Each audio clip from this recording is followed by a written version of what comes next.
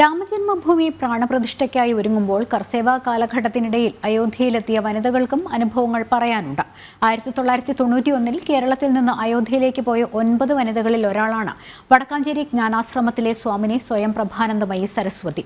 തന്റെ 74 വയസ്സിൽ അയോധ്യയിൽ രാമക്ഷേത്രം ഉയരുമ്പോൾ ആത്മാഭിമാനത്തോടെ അതിന് സാക്ഷ്യം വഹിക്കുകയാണ് സ്വാമിനി.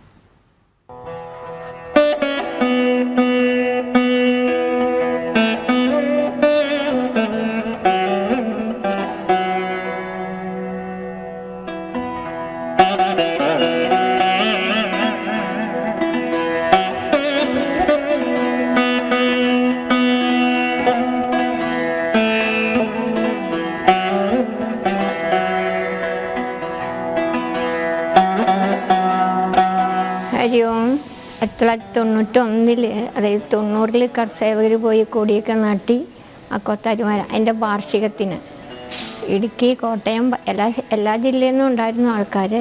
പക്ഷേ ലേഡീസ് എന്ന് പറയാൻ ഇടുക്കിയും പത്തനംതിട്ടയും കോട്ടയമായിരുന്നു.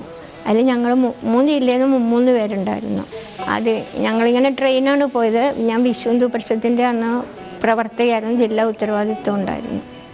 അങ്ങനെയാണ് പോയത്. എന്ത് സംഭവിക്കട്ടെ എന്നുള്ളൊരു മാനസിക ഭാവത്തിൽ തന്നെയാണ് പോയത്. കാരണം അന്ന് സ്റ്റേറ്റ് ഗവൺമെൻറ്റും കേന്ദ്ര ഗവൺമെൻറ്റും എതിരാണല്ലോ. നടക്കണ വഴി കൂടെയൊക്കെ എന്താ പറയുക, ആബാലവൃദ്ധം ജനങ്ങൾ, കൊച്ചുകുട്ടികളും സ്ത്രീകളും വയസ്സായവരും ഒക്കെ നിന്നിട്ട് ജയ് ശ്രീറാം, രാത്രിയാകണം ഞങ്ങളങ്ങനെ നടന്നു പോകുമ്പോൾ അമ്പലത്തിലേക്ക്, ജയ് ശ്രീറാം ജയ് ശ്രീറാം എന്നും പറഞ്ഞുകൊണ്ട് ഇങ്ങനെ രാമനാമം വിളിക്കുക, വല്ല ആവേശത്തോടെ. അത് കണ്ടപ്പോൾ തോന്നി, വെറുതെ ആണല്ലോ ഈ കേരളത്തിൽ ഈ രാഷ്ട്രീയക്കാർ ഈ ബഹളം ഉണ്ടാക്കണേ. അവിടെ എല്ലാവരും രാമൻ്റെ സന്താനങ്ങളാണ്. അവിടെ ഇതൊന്നും മതവും അങ്ങനെയുള്ളതൊന്നുമില്ല. അത് കഴിഞ്ഞാൽ അവിടെ എല്ലാം തൊഴുതു. അവിടെ 2 ദിവസമൊക്കെ താമസിച്ചു. യാഗങ്ങൾ നടന്ന സ്ഥലമെല്ലാം പോയി കണ്ടു. അതായത് ക്രോധാഗ്രഹം, കൈകേയിയുടെ, പിന്നെ പുത്രകാമിഷ്ടി യാഗം, അതൊക്കെ വൻമതിലുകൾ, അന്നത്തെ വൻമതിലുകൾ ഇപ്പോഴും അവിടെ സ്ഥിതി ചെയ്യുന്നുണ്ട്. അതൊക്കെ കണ്ടു കഴിയുമ്പോൾ പിന്നെ നമുക്ക് പിന്നെ അകത്ത് ഫോട്ടോയേ ആയിരുന്നുള്ളൂ. എനിക്ക് തോന്നുന്നു ഇവർ വിഗ്രഹം തകർത്തു എന്ന് തോന്നുന്നു. ആ 91 തന്നെയാണ് അദ്വാനിയുടെ അറസ്റ്റ് വരണേ. അദ്വാനിയുടെ അറസ്റ്റ് വന്നപ്പം അതിന് പാർലമെൻറ്റ് വളയ പരിപാടിക്കും പോയിരുന്നു. അതിന് കേരളത്തിൽ നിന്ന് 2 ലേഡീസേ ഉണ്ടായിരുന്നുള്ളൂ. എന്നാണേലും ഒരിക്കൽ ഈ ശരീരം ഉപേക്ഷിക്കേണ്ടതല്ലേ. അപ്പം അതെങ്ങനെയാണെന്ന് വെച്ചാൽ അങ്ങനെ ആയിക്കോട്ടെ എന്ന് വിചാരിച്ചിട്ട് തന്നെയാണ് പോയത്. 92 തകർത്തത്. December 6 92 December 6.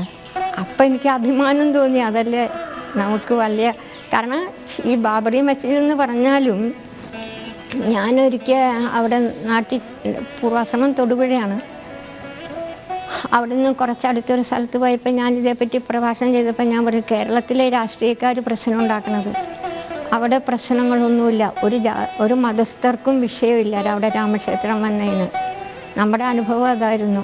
ഏതായാലും ഇനിയിപ്പോൾ 22-ാം തീയതി പ്രാണപ്രതിഷ്ഠ നടക്കണം. അങ്ങനെ അത് നടക്കുമ്പോൾ ആ മുഹൂർത്തം, ധന്യമുഹൂർത്തം, അത് നമുക്ക് വല്ലാത്ത ആഹ്ലാദവും ആത്മാഭിമാനവും തരണ ഒരു സമയമാണ്.